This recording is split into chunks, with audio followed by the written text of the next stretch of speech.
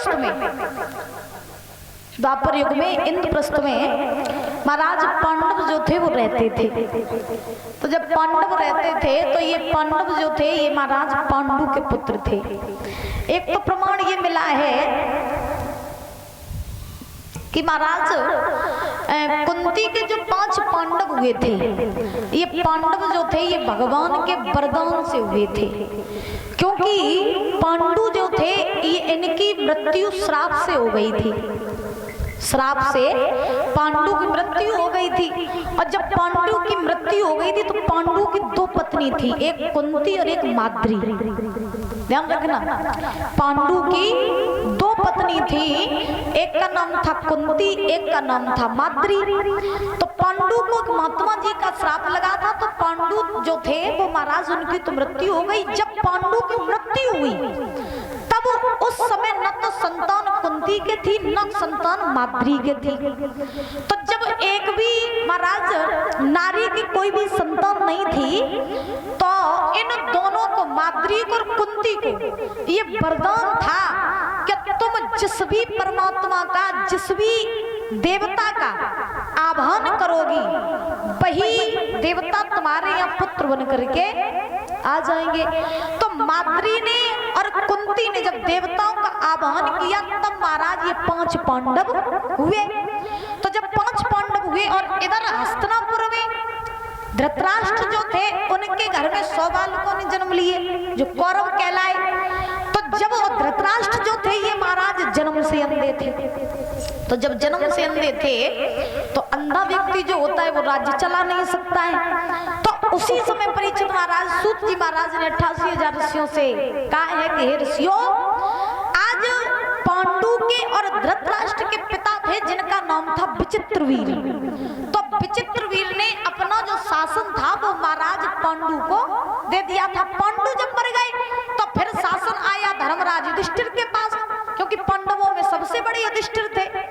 तो जब धर्मराज युधिष्ठिर के पास में महाराज ये सारा राज्य आया, सारे राज्यपाट के मालिक बने गए, तो पांडव ये जो थे ये इंद्रप्रस्थ में रहते थे और कौरव जो थे ये हस्तिनापुर में रहते थे। लेकिन इसी हिस्सा बंटवारे के लिए और महाराज राजपाट के पीछे कौरव जो थे ये पांडवों से बैर मानते थे, लड़ाई मानते थे दादा। और जब लड़ाई मानते थे तो एक समय की बात कि धर्मराज युधिष्ठिर ने अपने इंद्रप्रस्थ में एक यज्ञ रचवाया। और जब धर्मराज युधिष्ठिर ने यज्ञ रचवाया तो धर्मराज युधिष्ठिर ने सभी लोगों को बुलाया, राजा महाराजाओं को, बार के जितने लोग थे सबको बुलाया। बुलाने के बाद धर्मराज युधिष्ठिर के मन में विचार आया कि मैंने सबको तो बुला लिया, लेकिन मेरे हस्तिनापुर से एक भाई नहीं आए, और अगर हस्तिनापुर से मेरा भाई दुर्योधन आ जाए तो फिर ये मेरा सारा काम सफल हो जाए। क्योंकि कहा जाता है ना कि घर में कोई भी आयोजन करवाओ दादा, चाहे छोटा आयोजन हो चाहे बड़ा आयोजन हो, आप दुनिया के कोने कोने से लोगों को बुला लेना, लेकिन जब उस आयोजन में कोई अपना नहीं होगा तो आयोजन सूना सूना लगता रहता है। तो ध्यान रखना महाराज युधिष्ठिर ने सोचा कि मैंने सभी लोगों को बुला लिया लेकिन कोई हस्तिनापुर से नहीं आया, और हस्तिनापुर से अगर कोई आ जाए तो मेरा ये यज्ञ सफल हो जाए। तो देरी नहीं की महाराज धर्मराज युधिष्ठिर ने आज दुर्योधन के लिए एक पत्र लिखा, और पत्र में लिखा कि हे भैया दुर्योधन, मैं अपने यहाँ पर यज्ञ रचवा रहा हूँ, तो जितनी जल्दी हो सके तुम मेरे इंद्रप्रस्थ में आ जाओ। और कैसे पत्र लिखा,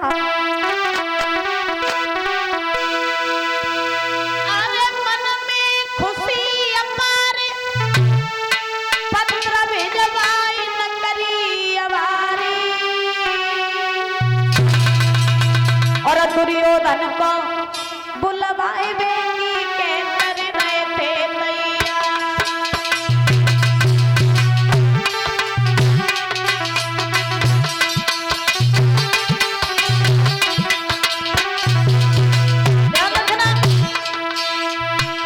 आज धर्मराज युधिष्ठिर ने विलंब नहीं किया अपने भाई को बुलाने के लिए, पत्र लिखा। पत्र में लिख दिया कि हे भैया, आप जितनी जल्दी हो सके उतनी जल्दी मेरे यहाँ पर इंद्रप्रस्थ में आ जाओ और मेरे यज्ञ में शामिल हो जाओ आकर के। क्यों? क्योंकि जब तक आप नहीं आओगे तब तक मेरा काम सफल नहीं हो पाएगा।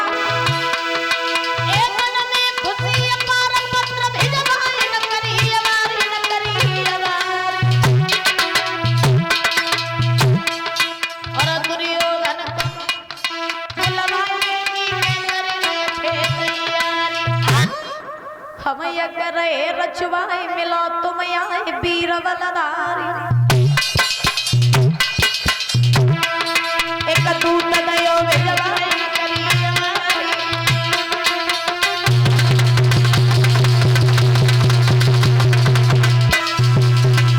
आज महाराज पत्र लिखा। एक मंत्री के द्वारा पत्र पहुंचा दिया हस्तिनापुर में दुर्योधन के पास। कहा जाता है ना कि भाई चाहे सगा हो चाहे चचेरा हो, भाई भाई का जो संबंध होता है ना दादा, वो बड़ा ही पवित्र होता है। लेकिन कहा जाता है कि आज के जमाने में बाप बड़ा ना भैया, सबसे बड़ा रुपया। और यही सत्य बात है, क्योंकि पैसे के पीछे आजकल भाई भाई को नहीं देख रहा है, बाप बेटे को नहीं देख रहा है, और पैसे के पीछे आजकल कोई भी रिश्ता नहीं चल रहा है। जब तक आप दुनिया वालों को पैसा दिखाते रहोगे तो रिश्ते आपके पास में बने रहेंगे सही सलामत। और अगर आपने पैसों को देना बंद कर दिया तो समझ लेना रिश्तेदार सब दूर हो जाते हैं। यहाँ तक कि कहा जाता है कि दुनिया में रिश्ता, ध्यान रखना, विचार करना बात पर, आज की दुनिया में रिश्ते केवल और केवल पैसे पर ही टिके हुए हैं। पैसा है तो रिश्ते, और पैसा नहीं है तो रिश्ते नहीं है। बाप बेटे का रिश्ता बाप से कब तक है? जब तक बाप के नाम जमीन जायदाद, और जो बाप के नाम की जमीन जायदाद लड़का के नाम आई, सोई लड़का लात मार के निकाल दे तो का डोकर डोकरी, अब तुम काम खत्म, अब तुम काम देखो जाए। सोई महाराज वृद्धाश्रम की रास्ता पकड़ाए दे कि अब तुम वृद्धाश्रम में जाओ और वहीं पर रहो जाएंगे। बताओ पैसे के पीछे बाप बेटे का रिश्ता खराब हो गया कि नहीं हो गया है? अगर एक भाई कमा रहा है और एक भाई थोड़ा नहीं कमा रहा है, तो अगर बड़ा भाई छोटे को पैसे दे रहा है तो छोटा वाला साथ देगा। और महाराज अगर भाई ने पैसे देना बंद कर दिया तो समझ लेना छोटा भी चला जाता है। क्योंकि जब तक आपके पास पैसा है तब तक रिश्ते, और पैसा नहीं है तो रिश्ते भी नहीं है। क्योंकि दुनिया जो है वो आज की केवल और केवल पैसे पर ही टिकी हुई है। और पैसे का खेल भी महाराज बड़ा ही अजीब है। पैसे का खेल इतना अजीब है कि हमें तो जलगत के जब पैसा बनाऊंगा वो ये तब कुछ नहीं बनाऊंगा। हाँ, क्योंकि विद्वान ने बड़े ही सुंदर शब्दों में लिखा,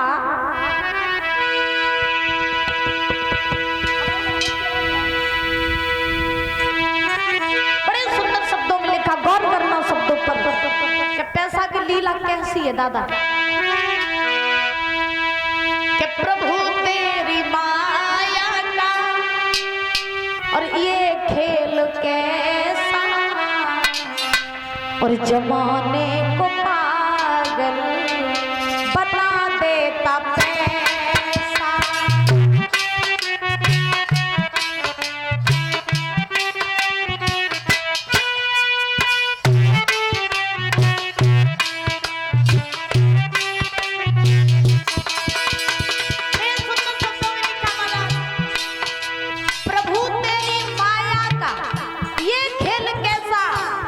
जमाने को पागल बना देता पैसा। आज की दुनिया पागल बनी है तो काहे के पीछे? पैसा के पीछे।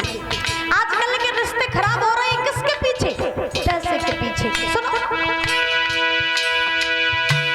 प्रभु तेरी माया का ये खेल कैसा, जमाने को पागल बना देता पैसा।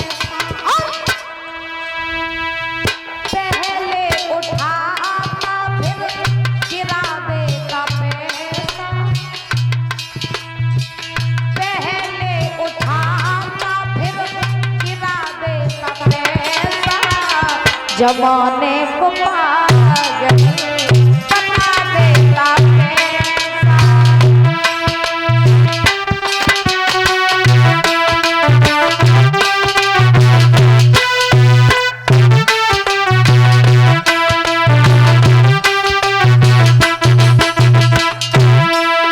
प्रभु तेरी माया का ये खेल कैसा, जमाने को पागल बना देता पैसा, पहले गिराता फिर उठा देता पैसा। प्रभु तेरी माया का ये खेल कैसा, पैसा अगर चाहे तो पैसा ही गिरा दे, और महाराज पैसा अगर चाहे तो पैसे ही उठा दे। हाँ, क्योंकि जो भी काम दुनिया में हो रहे हैं वो केवल और केवल पैसे के ही हो रहे हैं। और सुनो,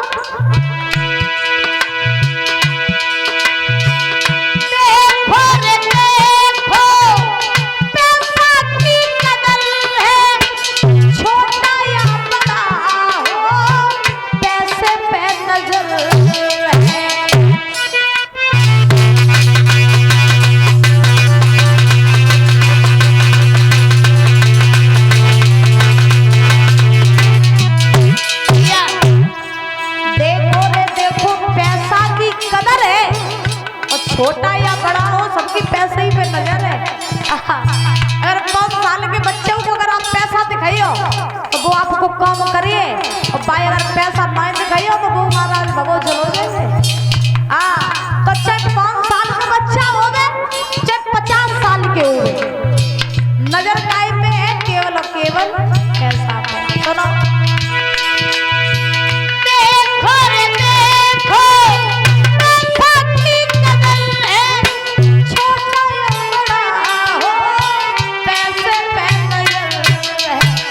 भले आदमी को फंसा देता पैसा, भले आदमी को फंसा देता पैसा, जमाने को पागल बना देता पैसा।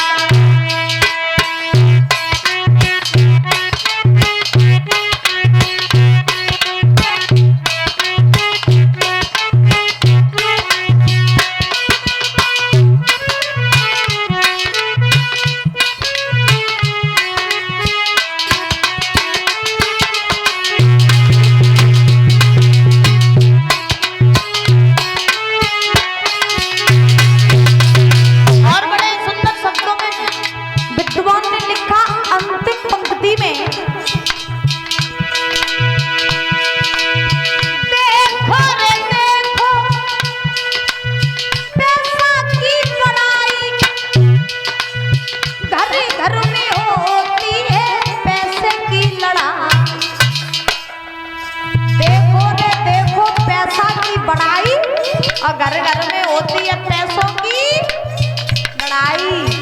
घर में अगर लड़ाइयाँ हो रही हैं तो और काल के पीछे ना है, केवल केवल रुपये के पीछे। हाँ सुनो, समझ में आ रही है भैया? हाँ, देखो रे देखो पैसा की लड़ाई, घर घर में होती है पैसे की लड़ाई। कला भाई भाई का कटा देता पैसा। दादा बात समझ में आ रही है? हाँ सुनो, कला भाई का कटा देता पैसा, जमाने